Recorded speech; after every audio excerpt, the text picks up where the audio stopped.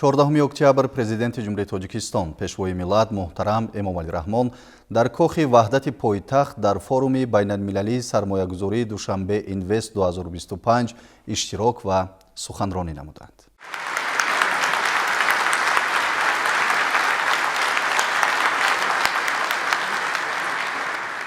муҳтарам роҳбарон ва аъзои ҳайатҳои расмӣ, сармоягузорон ва шарикони гиромӣ, дӯстони азиз, қабл аз ҳама ташрифи ҳар яки шуморо ба шаҳри Душанбе, пойтахти ҷумҳурии Тоҷикистон, барои иштирок дар форуми байналмилалии сармоягузории Душанбе Инвест 2025 хайрамақдам мегӯям.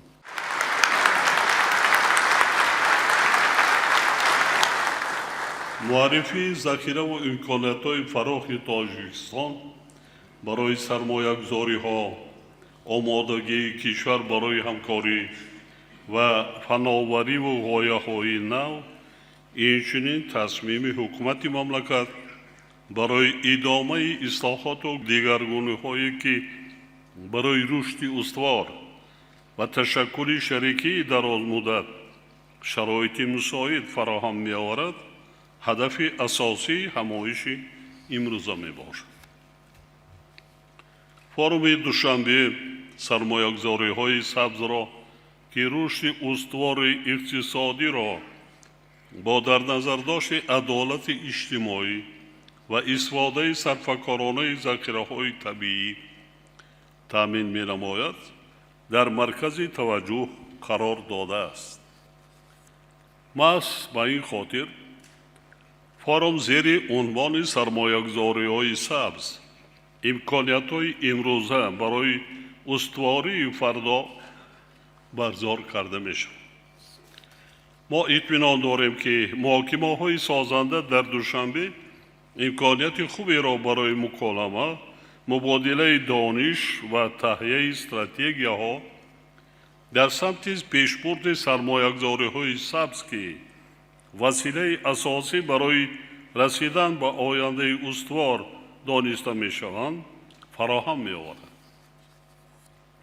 форум барои таҳияи қарорҳои амалӣ, таҳкими эътимоди тарафайн, муаррифии иштироки иқтидори сармоягузории минтақа ва фароҳам овардани заминаи мустаҳкам барои оянда дар асоси принсипҳои устуворӣ ва манфиатҳои мутақобила платформаи муҳимро муҳайё месозад. муҳтарам иштирокчиёни форум, Тоҷикистон давлати соҳибислов бо таърихи кӯҳан, фарҳанги хос ва мероси ғанӣ мебошад. сарзамини мо дар давоми асрҳо ҳамчун пули байни халқҳо ва тамаддунҳо шарқу ғарбро бо ҳам мепайваст. роҳи бузурги абрешим тавассути ҳудуди Тоҷикистони имрӯза гузашта на танҳо муносибатҳои тиҷоратӣ, балки робитаҳои фарҳангиро низ таҳким бахшида ба рушди илму ҳунар ва арзишҳои маънавӣ мусоидат кардааст. имрӯз мо ин рисолати таърихиро идома дода истодаем, зеро Тоҷикистон бо ҷумҳурии мардуми Чин 500 километр сарҳади муштарак дорад ва бо таҷдиди шоҳрҳои Душанбе, Кулма сарҳади Чин ки ҷавобгӯи меъёрҳои байналмилалӣ мебошад, кишварҳои минтақаро ба шоҳрҳои Қарақарум мепайвандад. инчунин барои пайваст шудан ба долонҳои нақлиётии самти ҷануб ва баромадан ба бандарҳои баҳрӣ мо 6 пули мошингузарро дар сарҳад бо Афғонистон бунёд намудем ки барои густариши ҳамкориҳои тиҷоративу логистикии кишварҳои минтақа имконияти хуб фароҳам меоварад. ҷойгиршавии стратегияи кишварамон дар маркази Авроосиё ба мо имкон медиҳад ки ҳамчун пайвандгари байни минтақаҳо ва қитъаҳо долонҳои нави нақлиётӣ, энергетикӣ ва логистикӣ таъсис диҳем که بازارها و مردمان گوناگون را متحد میکنند. این به سرمایه‌گذاران دسترسی مستقیم را به منطقه‌های با سرعت رشد یابنده، راه‌های نوی تجارتی و شریکی استراتژی همچون سمت کلیدی رشد برای متحدسازی منفعت حکومت‌ها، کارخانه‌ها و جامعه فراهم می‌آورد. تاجیکستان معاصر کشوری دارای اقتصادیات با سرعت تغییر یابنده، رشد با اعتماد مناسبت‌های بین المللی و فضای مساعد سرمایه‌گذاری میباشد. در 10 سال آخر سرعت میانه سالانه رشد اقتصادی ملی کشور ما در سطح 7.6% تأمین گردید. طی سالهای آخر ما اصلاحات فراگیر را که با تحکیم استواری ماکرواقتصادی، رشد بخش خصوصی، دستگیری صاحبکاری، رقمی کنانی و تطبیق لایحه‌های اینواتسیونی نگرانیده شدند عملی نمود. تنها سال 2024 با اقتصاد ملی به مبلغ زیاده از 5 میلیارد دلار سرمایه خارجی و 2.5 میلیارد دلار سرمایه وطنی وارد گردید. حالا در کشور زیاده از 100 لایحه سرمایه‌گذاری دولتی با مبلغ عمومی بیش از 5 میلیارد دلار در ساحه‌های گوناگون اقتصاد کشور مورد تطبیق قرار دارد. افضلیت‌های ما عیان و رقابتناکند. اقتدار بزرگ گیدروانرژیتیکی که از روی 8 در جهان جای 8م را اشغال می‌کند و برای انرژی سبز امکانات‌های عظیم می‌کشد. ذخیره‌های غنی معدن و ثروت‌های مهم استراتژی از جمله طلا، نقره، مس، لیتی، سرمه، روح و ولفرام که طلبات با آنها برای گزارش سبز خیلی زیاد است. برای مردم برای که جای کار تامین کنیم و شدت مهاجرت مهنتی را پست نماییم، من اجازت دادم به تمام مردم برای جمع کردن طلا از دریاهای تاجیکستان. تمام دریاهای تاجیکستان طلا دارد و حالا قریب 50,000 آدمان پتن گرفته از دریاهای تاجیکستان طلاشویی میکنند. میخواد میسپارد، میخواد به دولت میفروشد.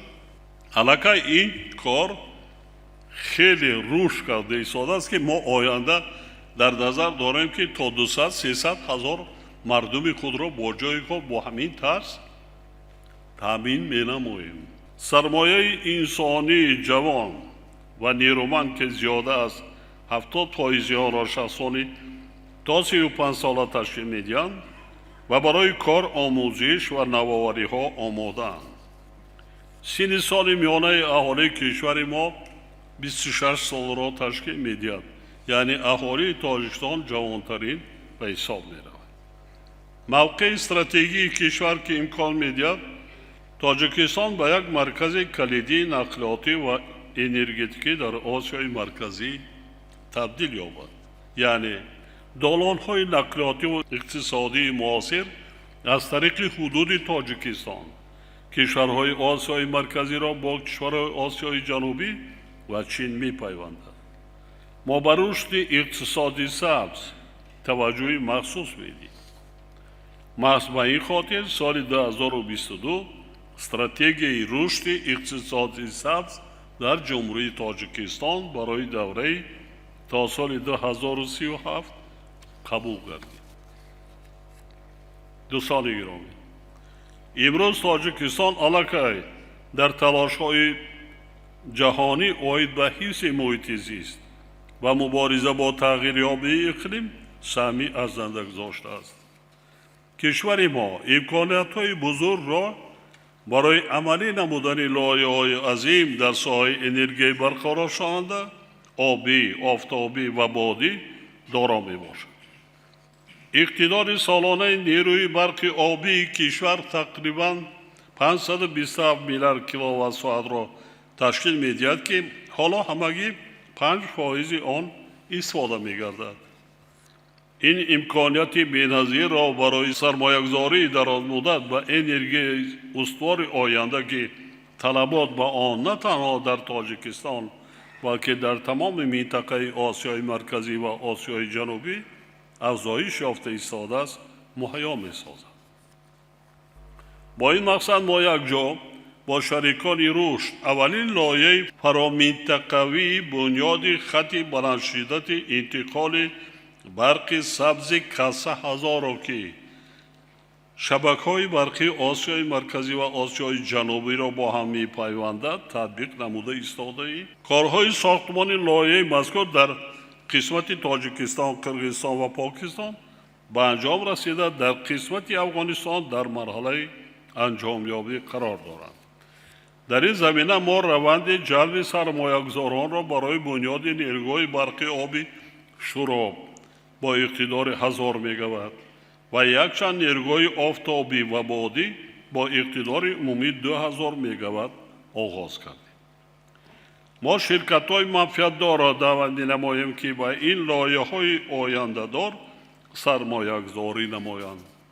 مسلم است که با در نظر داشت رقمی کنانی و رشد تکنولوژی‌های نو طلبات به نیروی برق نیز افزایش می‌یابد.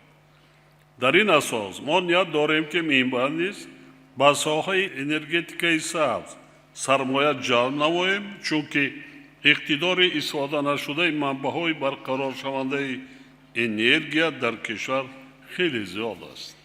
از جمله ما حالا با جمهوری ازبکستان جهت تطبیق لایحه‌های مشترک عاید به بنیاد 2 نیروگاه برقی آبی در دریای سرافشان همکاری را براه مانده در این راستا کارهای لایحه کشی را انجام داده ایستاده‌ایم. ما با استخراج و کارکرد معدن‌های مهم استراتژیکی در گزارش سبز اقتصاد جهانی نقش کلیدی دارند توجه مخصوص می‌دهیم. این معدن‌ها زمینه اساسی استحصال تکنولوژی‌های معاصر، بطاری‌ها، استفاده منبع‌های برقرار شونده انرژی و دیگر جزءهای الکترونی را تامین نموده واسطه مهم استراتژی رشد استوار و پیشرفت تکنولوژی میباشد. سرمایه‌گذارانی که در این بخش فعالیت میکنند امکان دارند نه تنها لایحه‌های مقیاساً بزرگ دارای ارزش بلند علاوه‌ای را عملی سازند، بلکه در گزارش و اقتصاد سبز در سطح جهانی سهمی واقعی گذارند و همزمان با این نفوذ و حضور استراتژی خود را در بازار جهانی تحکیم بخشند. حالا در حدود تاجیکستان در همین شب و روزها زیاده از 400 کان‌های معدن‌های گوناگون اکتشاف شدند و انتظار سرمایه هستند و در همین شب و روزها ما علاقه 40 نمود معدن‌ها استحصال، کارکرد، بعضی همچون کار کرده نشده استحصال و صادرات کرده ایستاده‌ایم. نیروی برق سبز و دسترس اینچنین طلبات افزاینده جهانی با این ذخیره همکاری با تاجیکستان را مخصوص امیدبخش و منفعت آور می‌سازد. سرمایه‌گذاران محترم، افضلیت‌های ما تنها با انرژتیک و صنعت استخراج محدود نیستند. ما برای همه‌جانبه ترقی دادن و گوناگون سم گردانیدن اقتصاد کشورمان جدوجهد زیاد داریم. تاجیکستان برای رشد ساحه‌های زیرین ظرفیت‌های نظررس دارد. صنعت سبک و خوراکواری که امکانیت زیادی قانع گردانیدن بازار داخلی و برآمدن به صادرات را امکان می‌دهد. صنعت کیمیا و داروسازی که با علم معاصر و نوآوری نگرانیده شده است. عالمان معین کردند در طبیعت تاجیکستان امروز زیاده از 5000 گیاه‌های شفابخش معین کردند که برای سلامتی انسان از آن داروهای طبیعی استحصال کردن ممکن است. علاقه شروع هم کرده ایستادن و صادرات هم میکنند. استحصال مسائل ساختمان که طلبات با آن هم در داخل و هم در خارج کشور زیاد است. کمپلکس یک رسانتی که به استحصال و صادرات محصولات از جهت اکولوژی تازه و دارای ارزش بلندی علاوه شده نگرانیده شده است. تاجیکستان دارای همگی 1 میلیون گکتار زمین کارم است. از این 700,000 گکتار زمین آبی است. 300,000 گکتار زمین‌های للمی. برای همین هم ما با که طلبات را قانع گردانیم، باز بالای این من 170,000 گکتار زیادتر زمین را با مردم تقسیم کرده دادم برای بنیاد منزل استقامتی. 50,000 گکتارش آبی است. برای کمپنساسیا کردن و زیاد کردن حجم استحصال محصولات آذوقه‌واری ما چیکار کردیم؟ ما همان روندهای اینواسیونی تکنولوژی حاضر زمان دیگر ما با کشتی تکراری گذاشتیم. در یک زمین این شب و روز علاقه دویم کردیم پورا 200,000 گکتار و حالا علاقه در جستجوی کشتی سوم چهارم مراتب است در یک زمین. یعنی از 2 تا 4 حاصل گرفتن ممکن است. صادرات کارکرد زیاده از 5,000 تن اثر خوشصفت استحصال کرده میشه. قریب 100,000 تن میوه خوش صادرات میکنند. میوه ترم در مجموع قریب 1 میلیون تن. مرحمت میتونید همکاری کنید. میتونید طریق خشک میخواهید در جاش گرفته خشک کردن ممکن.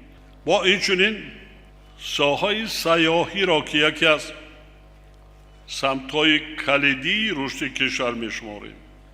تاجیکستان کوهسار با طبیعت بی‌نظیر، عالم نباتات و حیوانات، یادگاری‌های تاریخی، شهرهای باستانی و فرهنگی خاص خود برای سیاحی، اکولوژی، فرهنگی، کوهی و سالمگردانی امکانات‌های بی‌همتا دارد. با این مقصد ما سیاست آسمان کشاده را در بخش اوییسیای گراژدانی جاری کردیم که با افزایش شماره و وسیع‌شوی جغرافیای پروازها مساعدت می‌نماید. رشد سیاحی بسیاری برف در زمستان می‌بینید. در ما در کل دوره سال برف است. پیریخ‌ها 14,300 پیریخ بود، 1,200 و عموما آب شده از بین رفت. حالا در حدود تاجیکستان 13,000 پیریخ‌ها است. از این پیریخ فیچنکا بزرگترین در دنیا در خشکی 77 کیلومتر درازی، در بعض منطقه تا 5 کیلومتر پهنایی و با چقری 1.5 کیلومتر. عموما زیبا است. در فصلی که در قسمت جنوب 45 گرادوس 40 گرادوس است، میوه و سبزیجات رسیده است. در آنجا حرارت 10-12 گرادوس خنکی سردی یا اینکه برف میبارد. عجایب طبیعت. سیاحان کوهنوردان خیلی زیاد هستند. آبهای شیرینی با صفا، اجسام ذخیره آبی آشامیدنی و نمک آشام تاجیکستان در دنیا یکی از جاهای اول را اشغال می‌کند. محترم اشتراکچیان فورم، حکومت تاجیکستان جهت تشکیل فضای مساعده صاحبکاری پیوسته جورجویی می‌نماید. امروز ما با سرمایه‌گذاران زیاده از 240 نامگوی کفالت و امتیازهای گوناگون را پیشنهاد می‌نماییم که زیاده از 110 نامگوی آنها امتیازهای اندازی و گمرکی میباشد. در کشور 5 منطقه آزاد اقتصادی عمل میکند که به صاحبکاران برای رشد موفقانه تجارت شرایط و امکانات‌های وسیع پیشنهاد می‌نماید. تاجیکستان با تمام اینستیتوت‌های بین‌المللی مالیوی همکاری بنیاد فعال دارد. سال 25 در دوشنبه آیتی پارک زمانوی مرکز نو جهت رشد تکنولوژی‌های رقمی стартапҳои инноватсионӣ ва ҷавонони боистеъдод ба кор шурӯъ намуд.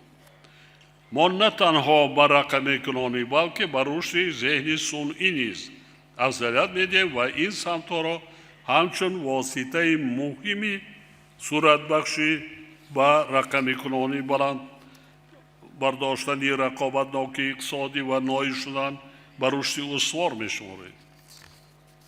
ба ин мақсад қатномаи Маҷмӯи умумии Созмони Милали Муттаҳид зери унвони нақши зеҳни сунъӣ дар эҷоди имкониятҳои нав барои рушди устувор дар Осиёи Марказӣ бо ташаббуси Тоҷикистон рӯзи 25 июли соли ҷорӣ якдилона қабул кардем. соли ҷорӣ мо инчунин Қонуни Ҷумҳурии Тоҷикистон дар бораи сармоя ва мусоидат ба фаъолияти сармоягузорӣ ва стратегияи ҷалби сармоя ба Ҷумҳурии Тоҷикистон барои давраи то соли 2040-ро қабул намудем, ки заминаи боэътимоди ҳуқуқиро фароҳам оварда, соҳаҳои афзалиятнокро барои сармоягузорон муайян ва кафолати ҳифзи сармоягузоронро таъмин менамояд. зимнан ба татбиқи лоиҳаҳои сармоягузорӣ дар доираи механизми шарикии давлат ва бахши хусусӣ таваҷҷӯҳи махсус зоҳир карда мешаванд, ки вобаста ба он мо қонунгузории миллиро такмил дода истодем. мо инчунин ба рушди бахши молия ва ҷорӣ намудани маблағдории сабз, аз ҷумла барориши вомбаргҳои сабз аҳамияти ҷиддӣ дода, онро ҳамчун унсури калидӣ дар татбиқи лоиҳаҳои бузурги сармоягузорӣ ва ноил шудан ба рушди устувор арзёбӣ менамоем. ҳадафи стратегияи мо табдил додани Тоҷикистон ба макони боэътимоди сармоягузории дарозмуддат мебошад, ки ба ҳамкорӣ ҷиҳати рушди устувор ва ҳамгироӣ ба иқтисоди ҷаҳонӣ нигаронида шудааст. дӯстони гиромӣ, имрӯз дар Тоҷикистон рӯзи соҳибкорон таҷлил мегардад. бо исоат фурсат ҳамаи соҳибкоронро самимона табрик гуфта, ба онҳо саломатӣ ва барору муваффақият орзу менамоям. дар фарҷом ба шумо иштирокчиёни форум муроҷиат карда мехоҳам таъкид намоям, Тоҷикистон барои шарикӣ ғояҳои нав, технологияҳо ва лоиҳаҳои муштарак омода аст. дар ин самт мо хостори пешниҳодҳои судманди шумо ҷиҳати беҳтар кардани фазои сармоягузорӣ ва рушди соҳибкорӣ дар кишварамон астем. мо шуморо даъват менамоем, ки бо мо барои оянда сармоягузорӣ кунед, ояндае ки бар пояи эҳтиром ба табиат, навоварӣ, боварӣ, ҳамдигарӣ ва талошҳои муштарак ҷиҳати пешрафт асос ёфтааст. итминон дорам, ки иштироки шумо дар форум ва оғози ташаббусҳои нави судманд замина гузошта ҳамкориҳоро таҳким мебахшад ва барои халқҳоямон ва тараққиёти ҷаҳон натиҷаҳои намоён ба бор меоварад. ба ҳамаи шумо будубоши хотирмон орзу менамоям. барои таваҷҷӯҳатон сипосгузорам.